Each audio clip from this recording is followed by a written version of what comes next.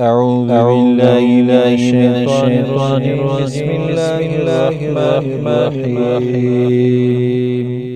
تلك أمة قد خلت لها كسبت ولكم ما كسبتم ولا تسألون عما كانوا يعملون. حمدا كثيرا طيبا مباركا فيه. الله تبارک و تعالی فدی آیات کې هغه خلکو ته خطاب کوي چې هغه د خپل فلار او نیکه خواله یادوي چې مونږه د پلانی بچیان یو د پلانی شیخ اولاد یو او زه داسې یم او زما نیکه داسې یو پلار داسې. نو هغې په باره کې وایي چې پلار خو دې ښه سړی او نیکه دې ښه سړی و، خو ته هم دې د پلار او نیکه په لار روان شه. لکه کوم چې عربان دي چې وایي مونږ خو د عمر رضی الله تعالی عنه و ابوبکر و عمر و عثمان رضی الله تعالی عنه په ملت یو. عمر و عثمان خو ډیر فتوحات کړي وو، لکه ځنې چې وایي مونږ خو د ایوبي صلاح الدین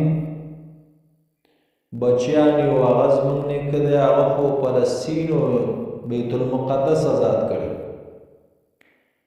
همدغسې چې ډېر افغانان وایي چې مونږ خو د احمدشاه او ابدالي بچیان یو.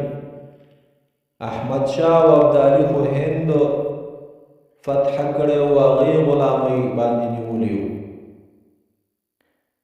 نو الله تبارک و تعالی وایي چې ستاسو د نیکونو عملونو ته الله نه ګوري، ستاسې خپل عملونه دي او د هغې خپل عملونه دي. تلک امة دا یوه ډله وه قد خلت چې تېره شوې ده، هغوی تېر شول، لها د هغوی دپاره ما کوم چې کسبت وکړه هغوی، ولکم او ستاسو دپاره ما کسبتم کوم چې تاسو وکړه، ولا تسألون او تاسو نه به تپوس نشي کولی عما د هغه څه کانو یعملون کوم چې کول به هغوی. نو الله تبارک و تعالی د هغې عملونو ته نه ګوري یا نه د هغوی د عملونو تپوس تا نه کوي. کوم چې تاسو کوئ ستاسو عملونو الله تبارک و تعالی ګوري. او په دې آیاتونو کې د لاندې آیاتونو کې الله تبارک و تعالی په دې آیاتونو کې الله تبارک و تعالی د یهودو نصاراو عقیده بیانوي چې د یهودو نصارا عقیده څه ده او د مسلمانانو عقیده څه ده.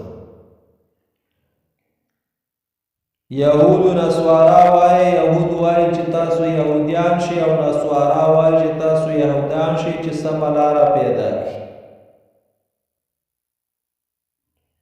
د یهودو عقیده تاسو خپله قضاوت وکوئ. د یهودو عقیده دا وه چې عزیر علیه السلام د الله زوی ګڼي، او د نصاراو عقیده دا وه چې عیسی علیه السلام د الله زوی ګڼي، الله سره شریک ګڼي.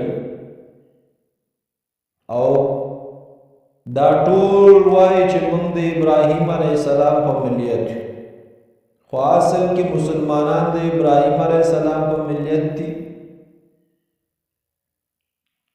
وقالو وای هغوی کونو چې شئ تاسې هودن یهودیان او نصوارا یا نصوارا، تهتدون چې تاسو لاره بیا مومئ. قل وایه ای پیغمبره بل نا بلکې ملت ابراهیم من خو په ملت د ابراهیم حنیفه چې هغه د یو خدای منونکی دی. ابراهیم خو یو الله منو، الله یې د هر څه نه پاک ګڼو، الله نه زوی لري او الله نه چا نه پیدا شوی دی. وما کان او نو ابراهیم علیہ السلام من المشرکین د مشرکانو. ابراهیم علیہ السلام خو شرک نه وکړه، ابراهیم علیہ السلام خو بوتان مات کړ.